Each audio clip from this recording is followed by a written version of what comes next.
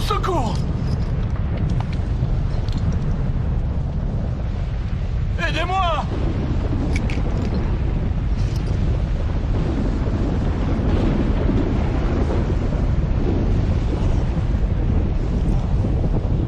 Au secours!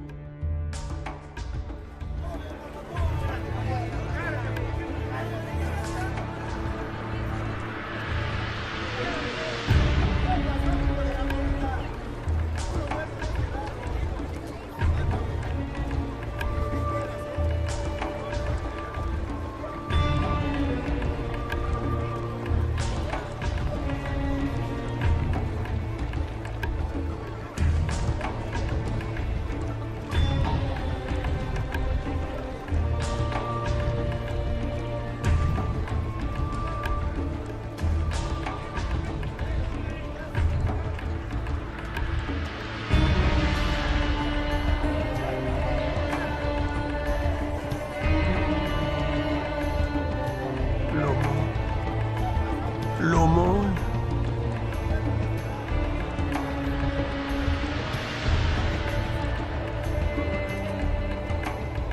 L'aumône. L'aumône. Comment oses-tu me toucher? Tu veux que je sois aussi sale que toi? Je ne devrais même pas te permettre de mendier à ma porte. Pardonne-moi, Seigneur. Pardonne-moi, je n'ai pas mangé depuis des jours. Je me demandais si je pourrais avoir un peu des miettes qui tombent de ta table. Des miettes qui tombent de ma table. Mais alors, que mangeront les chiens?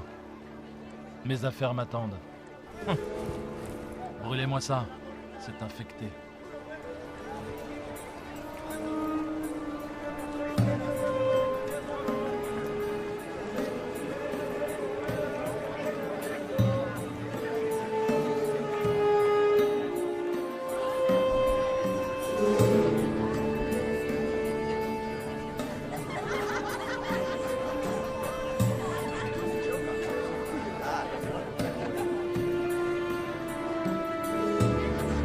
Le voilà, enfin!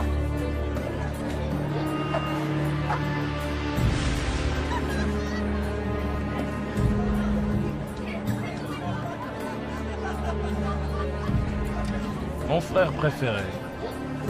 Que me veux-tu cette fois? Nous avons dépensé sans compter. Je le vois bien. Il y avait un homme riche qui était vêtu de pourpre et de fin lin et qui menait joyeuse et brillante vie. Un pauvre, nommé Lazare, était couché à sa porte, couvert d'ulcères et désireux de se rassasier des miettes qui tombaient de la table du riche.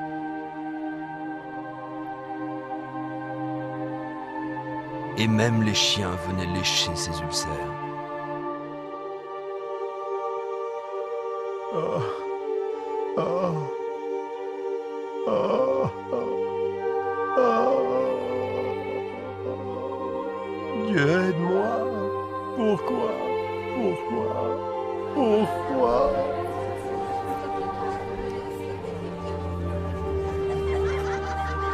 Et le moment fut venu pour les deux hommes de mourir et de passer de cette vie à l'autre.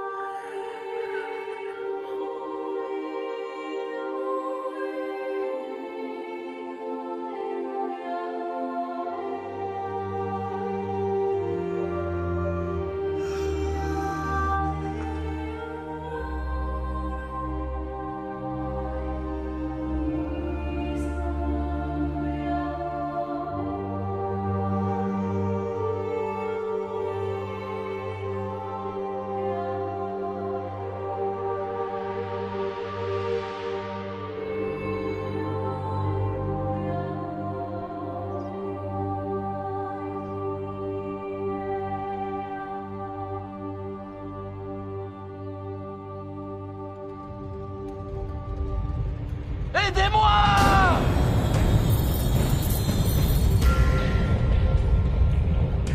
Au secours!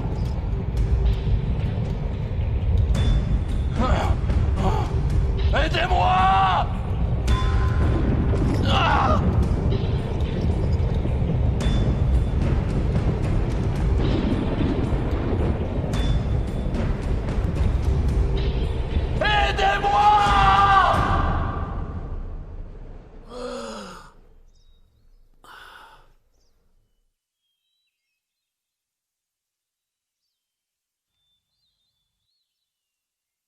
L'aumône.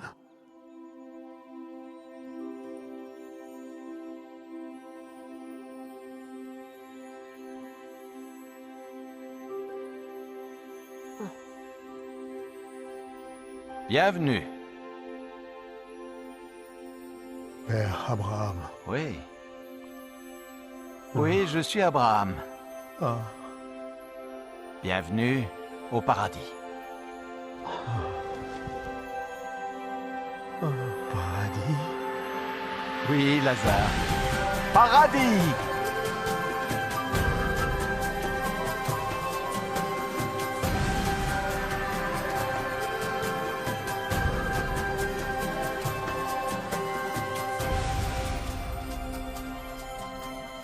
Nous avons préparé un banquet en ton honneur.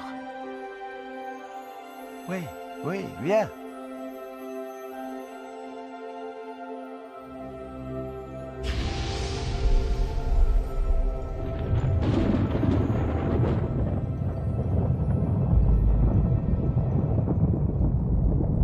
Père Abraham!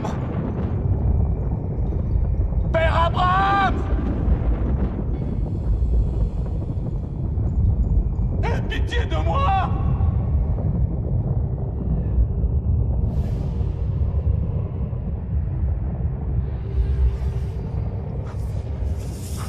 Je t'ai vu avec Lazare! Envoie-le-moi! Pour qu'il trempe le bout de son doigt dans l'eau et me rafraîchisse la langue! Car je souffre cruellement dans ces flammes!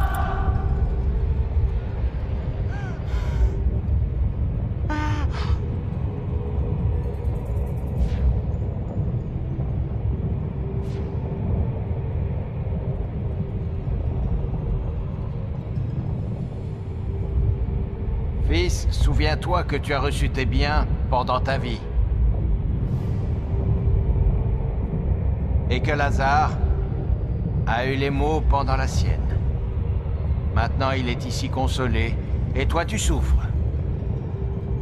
Je t'en prie! Je t'en prie!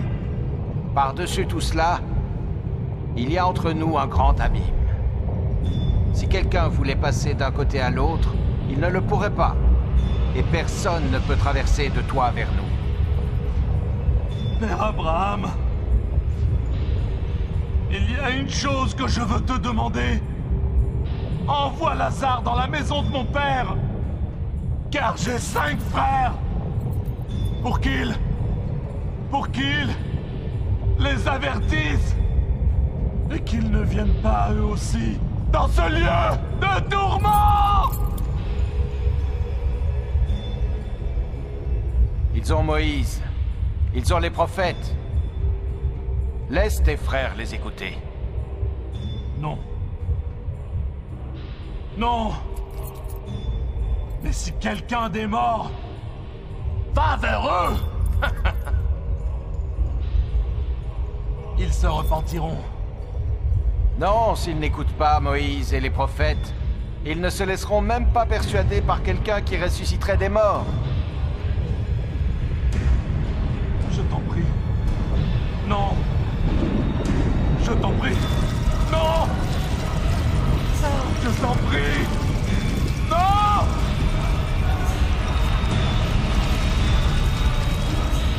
Non.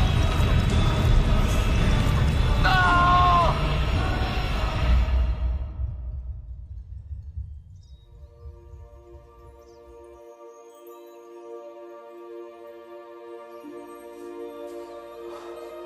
Lazare,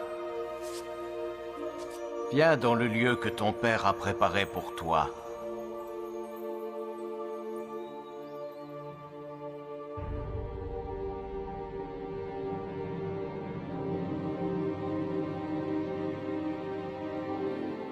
Maintenant, nous pouvons diviser ses biens.